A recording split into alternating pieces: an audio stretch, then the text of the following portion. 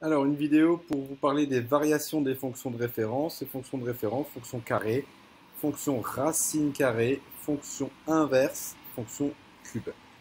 Donc, dans un premier temps, nous allons traiter le cas de la fonction carré, représentée ici par une parabole sur l'intervalle moins l'infini plus l'infini. Ce tableau de variation va nous présenter dans la première ligne ici le domaine de définition, donc moins l'infini plus l'infini, et présente dans la deuxième partie les variations. On constate que sur une première partie de la parabole, la fonction est décroissante, sur la deuxième partie, la fonction est croissante, et quand je parle de partie, il faut traduire cela mathématiquement par intervalle. En d'autres termes, sur l'intervalle moins l'infini 0, la fonction est décroissante, c'est ce qui est représenté ici. Sur l'intervalle moins l'infini 0, la fonction est décroissante, flèche vers le bas. Ensuite, en 0, elle vaut 0. Donc, quand x vaut 0, la fonction vaut 0, c'est le point qui est ici, le minimum.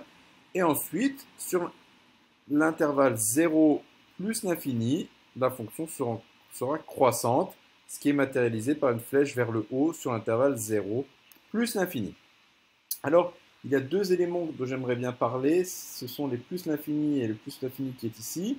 Il s'agit de la notion de limite. Qu'est-ce qu'une limite? Vous pouvez le comprendre. C'est ce qu'on imagine en dehors du cadre de GeoGebra. Comment la fonction, vers quoi la fonction va tendre si on imaginait sortir de cette fenêtre?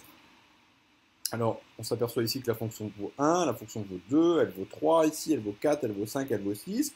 Et on peut imaginer qu'elle continue à augmenter comme ça jusqu'à, finalement, plus l'infini. Donc on mettra ici plus l'infini. Et de la même manière, parallèlement, si on fait le même raisonnement sur la partie gauche, c'est-à-dire ici la fonction vaut 1, la fonction vaut 2, elle vaut 3, elle vaut 4, elle vaut 5, elle vaut 6, et si on imagine qu'elle continue, elle va tendre vers plus l'infini. Donc cette notion de limite n'est pas forcément au programme, mais intuitivement, vous pouvez très bien vous en sortir. Alors, on va enlever cette fonction carrée, puisque les variations ont été présentées. On va passer à la fonction racine carrée. La fonction racine carrée qui a ces types de variations, donc c'est très simple. La fonction racine carrée est définie sur 0 plus l'infini, et sa variation est croissante, flèche vers le haut. En 0, elle vaut 0, c'est le point qui est ici. Et quand plus je vais vers plus l'infini sur l'axe d'abscisse, plus la fonction racine grandit. Ici, elle vaut 1, ici, elle vaut 2, à cet endroit-là, elle vaut 4, etc. Donc, elle va grandir vers plus l'infini. On mettra donc la limite ici, plus l'infini. Alors, en ce qui concerne cette fonction inverse, qui est représentée ici par une hyperbole, les variations sont assez simples, puisqu'ici, on sent qu'elle est décroissante. Et ici, elle est également décroissante, d'où les deux flèches vers le bas. Pourquoi deux flèches? Parce qu'on a vu dans une vidéo sur les fonctions de référence, et en particulier les fonctions inverses, que son domaine de définition allait de moins l'infini jusqu'à 0 ouvert, union de 0 ouvert jusqu'à plus l'infini. Pourquoi ce 0 ouvert? Parce que 0 n'a pas d'image. 1 divisé par 0, on rappelle que la fonction c'est 1 sur x, 1 divisé par 0, on vous a toujours expliqué que ça n'existait pas. Donc il n'y a pas de valeur, il y a un trou dans la courbe, à cet endroit-là, il y a un trou. Alors ici on voit le trou, eh bien la courbe elle descend, elle ne franchit pas le 0, et là elle descend de cette manière-là. Mais cela se matérialise, cela se symbolise dans le tableau de variation de la fonction inverse par ce qu'on appelle une double barre. Double barre. On passe ensuite donc à la fonction cube qui est représentée de la manière suivante.